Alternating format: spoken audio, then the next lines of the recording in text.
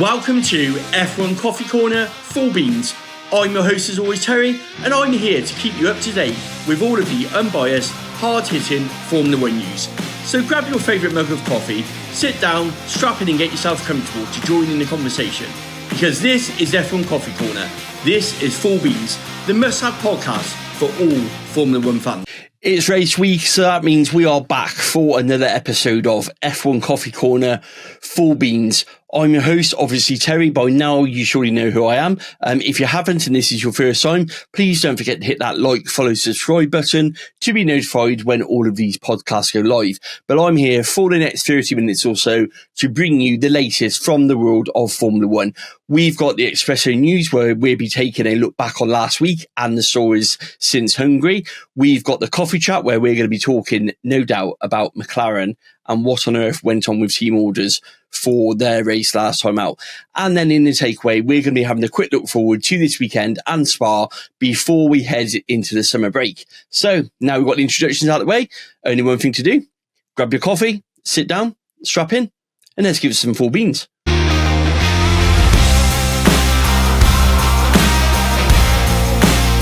Expresso news. Wow, there's only one story we can start off with. It's been coming. We've been waiting weeks and weeks for it. But that is, of course, Esteban Ocon to Haas on a multi-year deal has been announced today by the team. He will obviously team up with Oliver Bearman, who is also joining Haas for the first time in 2025. And it will be an all-new partnership for Haas. Lots of talk about whether or not this is a good move for Oliver Bearman. Esteban Ocon has got a bit of a reputation for not playing nicely with teammates.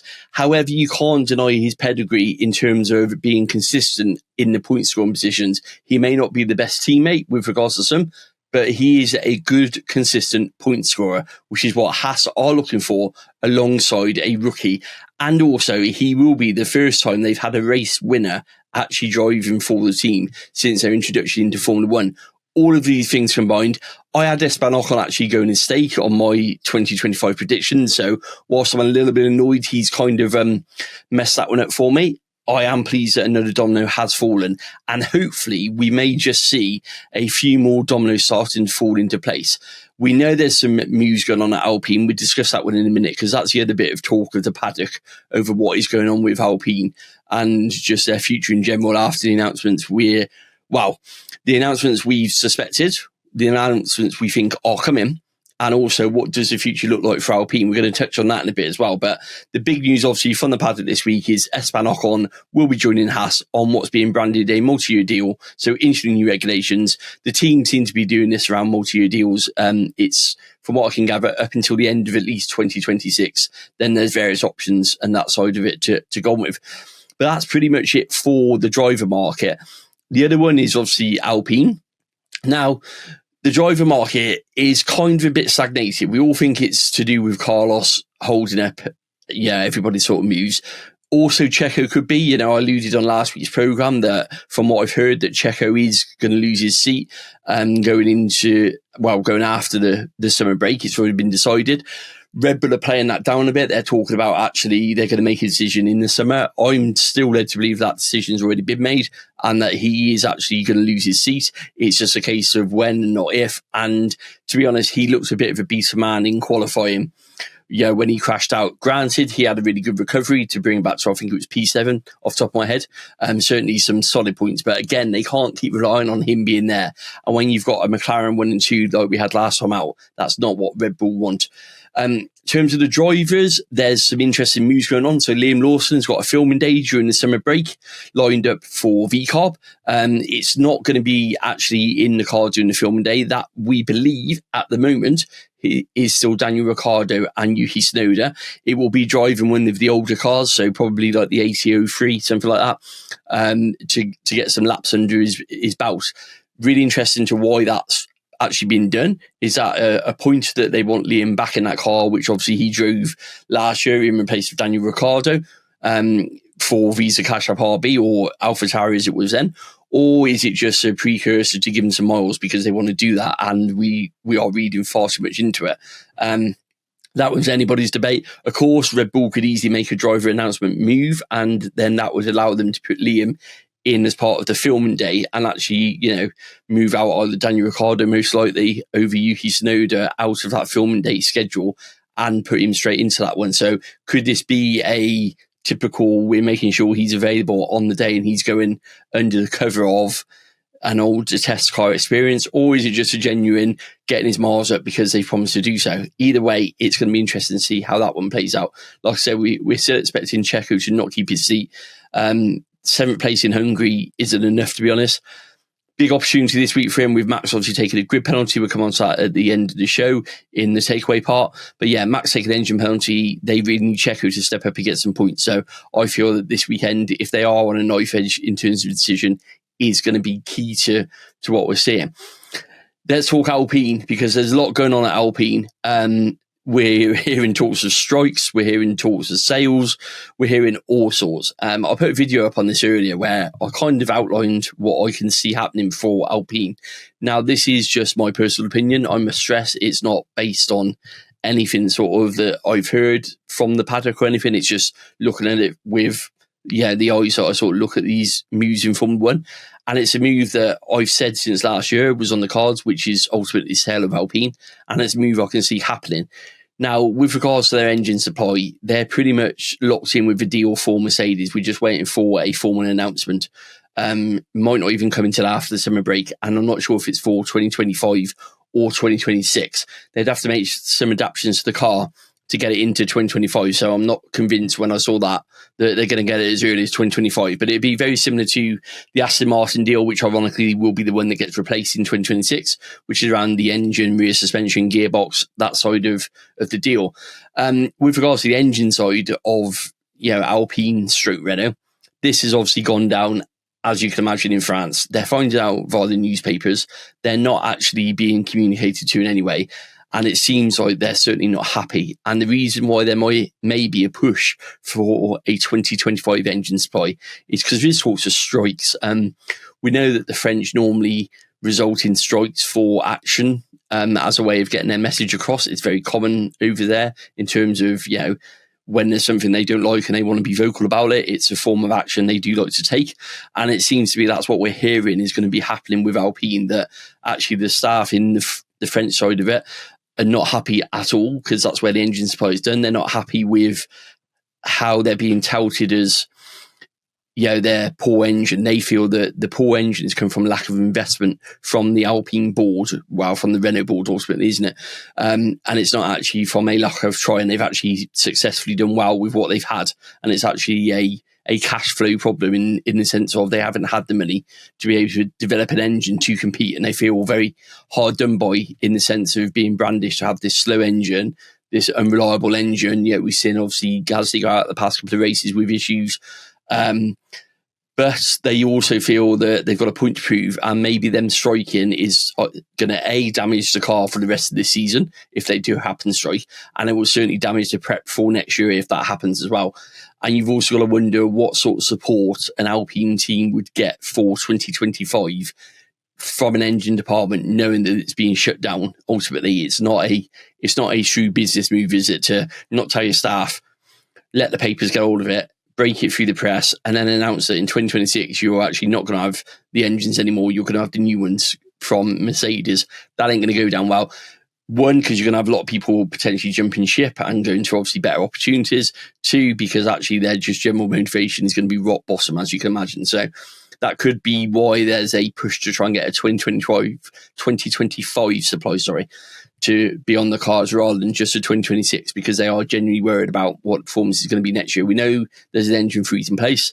We know development is curbed, but ultimately you still have to produce an engine. You still have to maintain that engine. You still have to run with that engine. And we know there's reliability fixes you can do during the off season, especially. So from that point of view, maybe the Alpine board are sensing that something could be, about to go wrong by this announcement they made. It also kind of fits with Flavio Briatore coming back. This is my take on it. Flavio Briatore doesn't mind playing the villain. Let's be honest about it. He's played it for a number of years after obviously what happened with Crashgate. Very broad shoulders is probably the best way to describe it. Not someone who's really that worried about his own sort of personal opinion. And also not worried about other people's opinion of him. He would be a perfect fool guy to bring in to deliver bad news like this. His role as special advisor would nicely cover it, in the sense of he's identified that they need a competitive engine. This is the way forward. That's the direction we're following.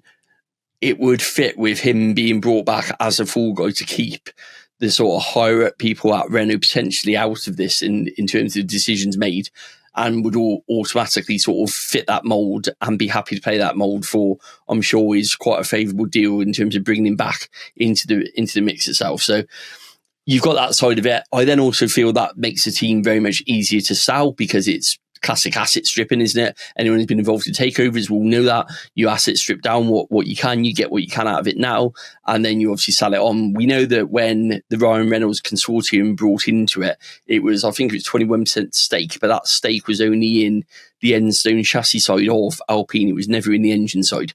They already treated them very separately. This would allow a very big clear off, in the sense of you would only have the chassis side left.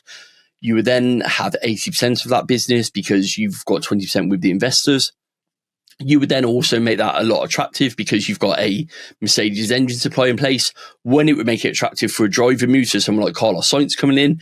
They're hoping that the idea of being Mercedes power driven will help secure him, along with, I'm quite sure, a very substantial check from Alpine to bring his services on board. So that's how I feel a game plan. And then it would leave you open to negotiate a potential sale, because you're then an Alpine branded car. You're then run by a Mercedes engine from at least 2026 as a minimum. And, you own 80% because 20% is with the investment company. Now, with regards to a takeover, if you're an investment company, you can either keep your 20% if they get sold, if that's an option, or you're going to cash in on the fact that it's a boom and it's a sale, and you're going to make money off the back of it. So straight away, it's a good deal all around for everyone. That would allow Alpine and Renault to recuperate a lot of the cash that they're going to lose from obviously developing an engine that's not going to go forward. And it would make everybody happy in the sense of, someone like Andretti would be the prime target, would come into Formula One. They would take their seat in terms of the Concord Agreement, take their seat on the grid. Everyone would be happy with a move like that in terms of the FIA, Formula One, the teams. It would literally tick a massive box. Renault, notorious for pulling in and out in terms of the actual chassis side of it. We know that they've supplied engines for a long time, but actually by diluting the engine and taking it out, that's a big sign that they're not looking to continue in Formula One. If anything, in the past, they've got rid of the works team and supplied engines to the likes of Williams, the likes of obviously Red Bull before. And by pulling out the engine side, it's actually a massive hint that they don't see their future in Formula One. Timing couldn't be ideal couldn't be more ideal, I should say. You've got the Concord Agreement coming up at the end of 2025. If you sold now, a new team would get a seat at the table for that, which I'm sure they would really appreciate, and it would be very beneficial. And of course, it would allow them to pull out, not worry about the new regulations, not worry about any financial penalties for breaking the Concord Agreement, and be free to carry on as their business. And of course, if they did get an engine supply for 2025, that means they could go as easy as the end of this season, because ultimately they wouldn't then have any ties to Formula One. You sell the chassis side to someone like Andretti, you've got a Mercedes engine coming in, you've already shut down the engine side of it. Jobs are good and it fits. It really fits. The timelines fits. Also, we're hearing that Andretti have brought a load of commercial Instagram sort of sponsored content. So they are running with the hashtag. Let me try and find it here, because I did find it earlier. So they are running with targeted ad posts across Instagram, pretty much saying we'll be ready when the lights go out. They've brought a lot of targeted posts for that. They've spent a lot of money on that one. It seems they're getting ready for an announcement, and they've been quiet since that Congress announcement. Since they talked about coming to Formula One, there's been nothing since the FIA said no to them. There's been no sort of, no news about it. They've been quietly going about their business. We know that the FIA are due to hear from the court ruling on the other bid that failed, the high-tech bid. That's a closed sealed court document. We're not hearing what's happened at all with that. We don't know what's going on with that one.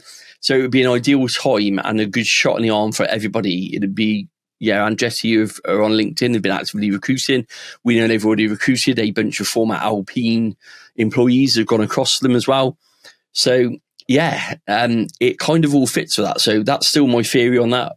I said it last year when Otmar first got sacked and all this talked about was the beginning of a sale to Andretti. It's taken a while, but I do genuinely believe we are seeing certainly the next steps towards that, if I'm honest, from everything, putting it all together. But that's what's going on in the world of Formula One with Alpine. It's like a segment to itself, isn't it? Come on to some quick news. We've got MasterCard back with McLaren. And this is another one I had on the coffee corner around sort of, I think it was April time, that they're in negotiations.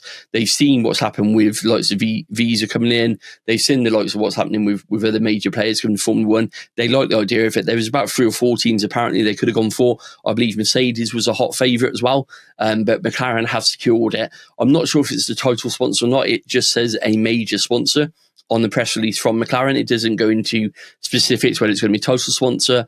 But either way, MasterCard are back in Formula One. You remember, I think the last one was Jordan with regards to MasterCard. Obviously, they've had Lulu in the past, so I'm not too sure exactly who they sponsored last one. I'm pretty sure it was Jordan, might have been the last one. But either way, they are back in Formula One with McLaren. And to leave you on a bit of a bombshell in terms of the Expresso news, my radar has been going off to where Adrian Newey is going. It's been a hot topic. It's been talked about a lot. My heart of hearts would like to simply go to Williams to revive a sleeping giant, to turn the club's fortunes around. However, with the facilities they got, with everything they got, is it a project he could turn around quick enough? I certainly thought it might have been. But it seems like someone has won the race for Adrian Newey, I'm led to believe. Now, in terms of where he's going, a lot of the early talk was, of course, Ferrari. But it seems that Aston Martin have won the race for Adrian Newey, and he will be signing for Aston Martin. We're expecting this not to be announced after the summer break, or at least during the summer break. Adrian's obviously talked about it recently, how that's the timeline he's going to announce it from. But it looks like Lawrence has got his man, which when you combine that with the recruitment of Andy Cowell in terms of the powertrains department, obviously you've got people already there in place. You've got Dan Fallows already there. It's a massive coup if this is turning out to be true for Aston Martin. Absolutely monumental. This could have seismic repercussions down the paddock, because ultimately an Alonso-Stroll partnership isn't good enough, I don't think, for that calibre of return on the people you're getting in. Both have signed contracts. Both are in place for a couple of years at least. So it's going to be really interesting if this is true, whether or not that driver lineup stays as it is. Now, we know that Lance's contract is probably the easiest one to buy out if you wanted to make a change. But then we also know that Lawrence can come across as quite blinkered with Lance driving for the team, can't he? So will he be willing to do that, especially if this car suddenly gets competitive? Again, we know that they've struggled with updates. We know that they've gone kind of backwards this season, especially. It's something that Lawrence isn't happy about. He wants to fix. And it seems like he's identified and opened his checkbook for Adrian Newey. Not confirmed in any way yet, so it is just pure speculation still at the moment. But that is the most likely destination, it seems, from what I'm hearing, for Adrian Newey. And that is that he is going to Aston Martin. Wow, just let that sink in for a minute. And I think that's pretty much it for the Expresso news. Only a bit of news with regards to Hungary and updates. We know that Red Bull are going back to the old style updates for Max. So the ones that Checo was running last weekend, he obviously ran the new one in Hungary, wasn't very successful. That's pretty much it for your Expresso news. So grab your coffee. Let's get into the coffee chat. McLaren, team orders, and who was just in the right.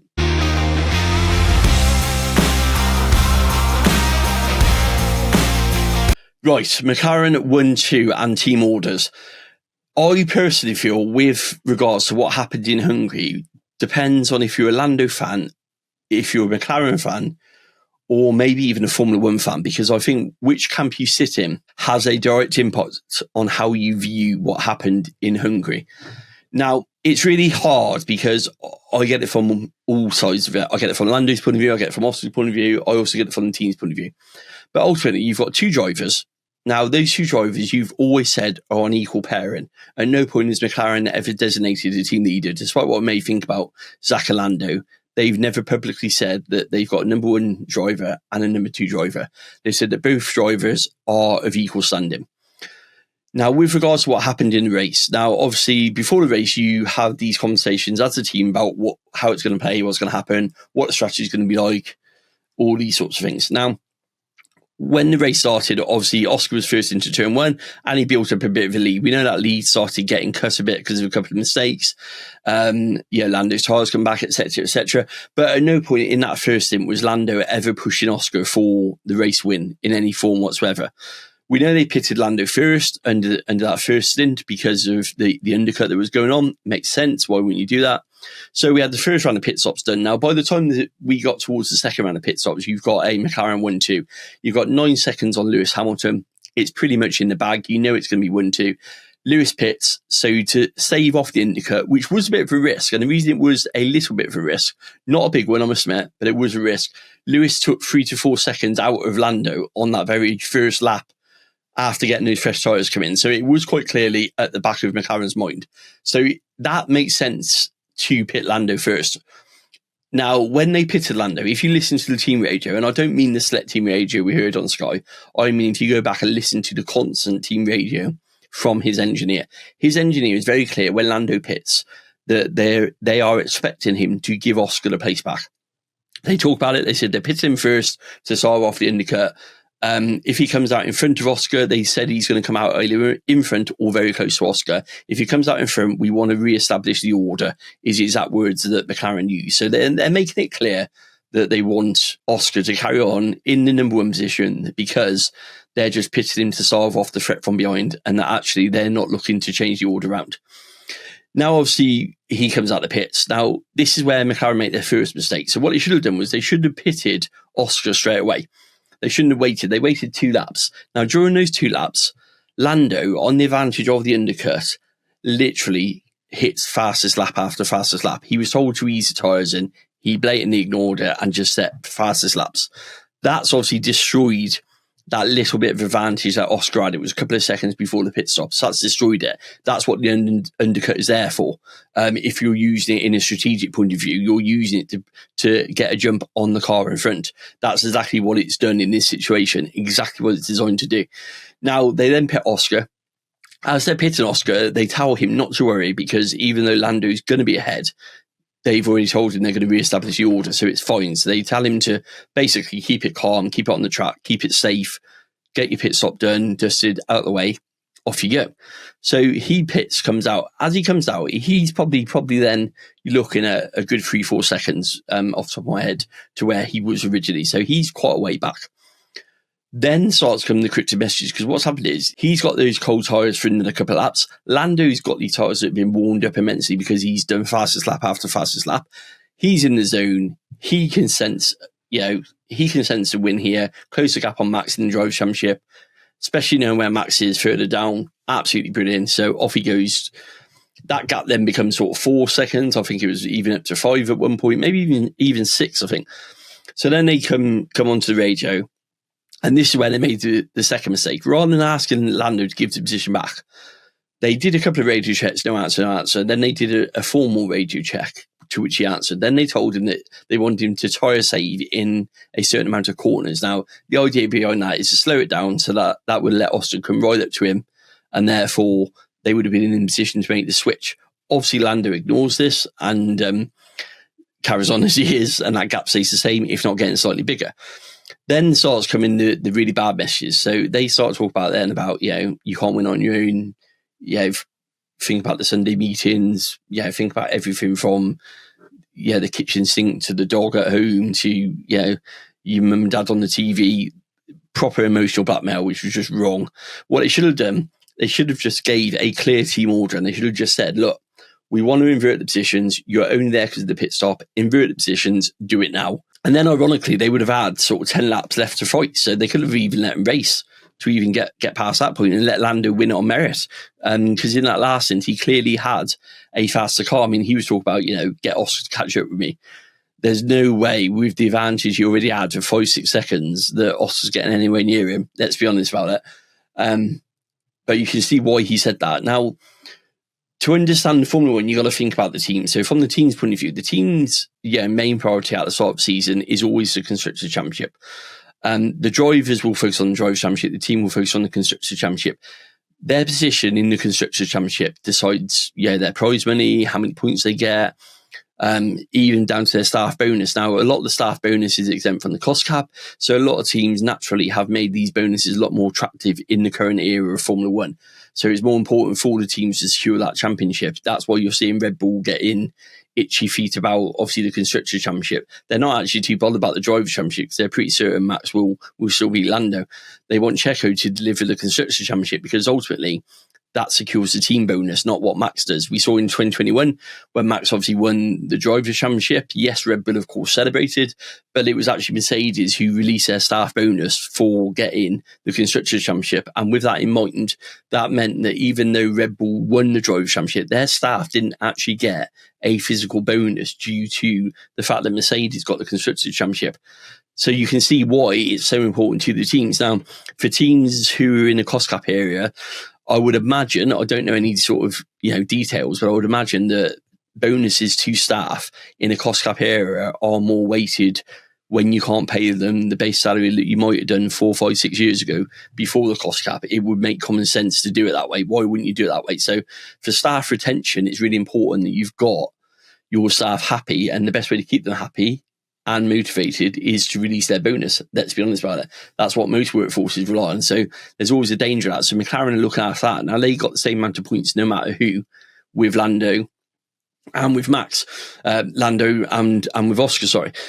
Now, remember also that they want to keep this partnership going. It's a partnership they want to keep going. If they had switched the positions and left them like that, Oscar, no doubt, would have been looking for another team. He would have no doubt seen that as a very blatant, two fingers up to him. You prefer Lando. You told us we equal standing, yet you've stitched me up with the pit stops and done me out of a win. It would have caused friction. Now they feel the best, partnership going into the new regulations is obviously with Oscar and Lando together. They don't want to jeopardize that. That's why they made the call to switch it back. That's why they did that. But, is it the right call? It depends. If you're Lando, it's probably not the right call. If you're Oscar, it's probably tainted your first win, which is something you didn't want to do. But if you're McLaren, you still walked away with the same amount of points. Now, yes, if Lando loses a Drivers' Championship by 7 points or whatever it was by the end of the season, it's going to look a silly mistake. But if you get to the end of the season and you need 7 points and you've got Oscar either holding up Max or fighting Max for position or taking points off Max, you want him to be motivated. You want him to be in your corner. And that's what I think, Lando's engineer was trying to say to him. You do it as a team. You win as a team. So if towards the end of the season he needs Oscar to get him out of trouble, you'd hope that after what happened in Hungary, you sort of already made that emotional banking and that he would do that. And I think that's what they're banking on. That's what they want to see. And that's ultimately, what happened with that one. The other incident, of course, without going through all of the results and stuff, was, of course, Max Verstappen and Lewis Hamilton. The stewards, I feel, copped out at this one immensely. They waited till after the race before they made their decision. They knew damn well what their decision would impact. So the problem I have with when you leave it till after the race is I feel it's a cop-out because ultimately you're waiting until the end of the race. So you know what your penalty is going to do. You're dictating where that car is going to finish. You've got a car. You know where they finish. You know exactly if you apply a 10-second penalty, what happens. If you apply a 5-second penalty, what happens. It feels wrong. It should be dealt with during the race. There was still a larger amount of laps left. We've seen race control make those decisions before without waiting until after the race. It kind of felt like they dodged the bullet on that one, deliberately waiting. In terms of the incident itself, I think it's very much a what should we call it? It's half does one, six of another, because ultimately, as it says on there, Lewis could have done more. Of course he could have done more, but doing more would have been to back out of a corner that was essentially probably years going into it. And also backing out would have meant Lewis backing out, which wasn't going to happen. Now, Lewis, if you watch the onboard, he turns in a little bit earlier, a little bit tighter than probably what he has done in the past. That narrows that gap a lot quicker than what Max may be expecting. Max arrives at pace, as the report says. He arrives and he brakes in the same position. Now, what that report doesn't say was the reason he locks up is because he brakes at the same time, but he's going faster because there's been a double DRS in effect because they were behind Alex Albon. So he's traveling a lot faster than what he was previously. So he may have braked at the same point, but I can guarantee he was going faster at that point. Therefore, he needed to brake earlier. And that's what happened. He didn't brake earlier, brake later, locks his wheels up. Now, obviously, when you lock your wheels up, your steering wheel locks and you go straight on. That's what happened. Lewis had already started his turn in early because he wants to cover Max off. He knows he's got the slower car, and bang, they hit each other. That's why, racing incident is probably the best actual outcome to this, because ultimately you can attribute blame to both drivers. Lewis should have done more backed out, but was he ever going to do that? If Max was in that position, I can pretty much guarantee Max went back out of it. Max should have braked earlier, but again, he wants a position. He's frustrated. That was always going to happen. So I think racing incident is probably the best outcome for this. And what you got to remember is you've got obviously Mercedes. They don't want to give Ferrari any points, so they're not pushing for a punishment to Max, because a 5-second penalty would have, I think, promoted Charles, if I remember rightly. Well, they don't want Ferrari and Charles to get more points, so Mercedes ain't pushing it. So in the stewards room, you can imagine them stood there going, definitely a racing incident, isn't it? Don't you think, Lewis? Oh, racing incident. It suits everybody to put it down as a racing incident. Now, that is the problem with doing it after the race. It should have been done during the race so that they knew what they were getting. And then that would have left, one, it would have left someone chasing. So Max would have known he would have had to gain 5 seconds. 2, Charles would have known that potentially he's got that in the bag and chase more. It just makes more sense to do it there and then than wait until you know how it's going to impact on the results. And it also goes to show that, unfortunately, they still seem to be swayed by what the teams are saying rather than what the actual punishment is. It's almost like they're suiting the punishment to fit the crime, in the sense of, this is what we want to do because this is the outcome we want, which is just wrong. It should be a standard penalty for this, a standard penalty for that. But racing incident is what we got, and that's probably the best way to describe it. Max and Lewis don't seem too bothered by it, if I'm honest. I think we would have heard more if obviously Lewis had been damaged and couldn't get his podium. Max, I think, is just taking the fact that it happened, he lost the position, and that's it. Doesn't seem too bothered by it and has moved on for it. So that's pretty much it for the coffee chat. So we're just jumped quickly onto the takeaway and Spa, and what can we expect this week?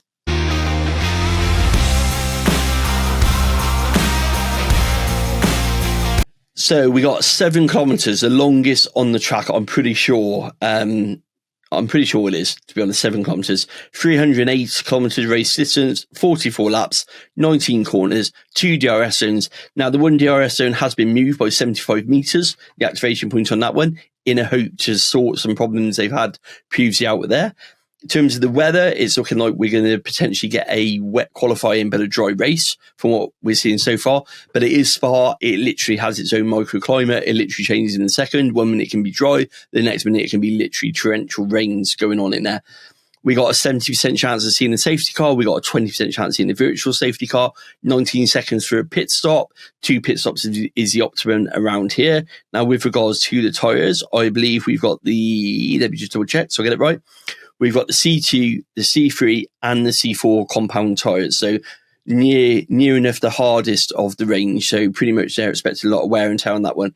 Obviously, that 2-stop strategy may be completely changed if, of course, the weather plays a part in that one. It's a sprint race for next year, remember, not this year. So what we've got this year is a standard race. So that's free practice on Friday, free practice 2 on Friday, free practice 3 Saturday morning, qualifying Saturday afternoon. Race itself on Sunday will be 2 p.m. BST for those who are interested in it and are in the UK certainly based. So yeah, this is it. Last race before the summer break. I'm going to be here over the summer break doing a couple of specials on the podcast.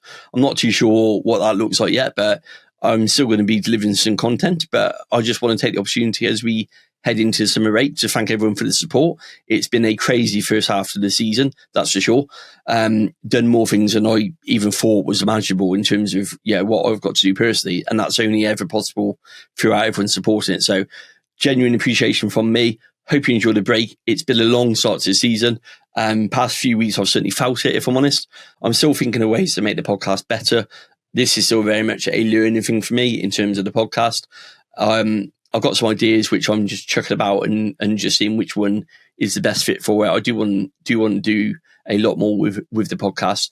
But I think at least this year I seem to have fallen into a better rhythm of getting them out there and getting the content out there and making sure that I've got them for the race weekends, which has been really good and been a conscious decision. They do take a bit of time to record and edit.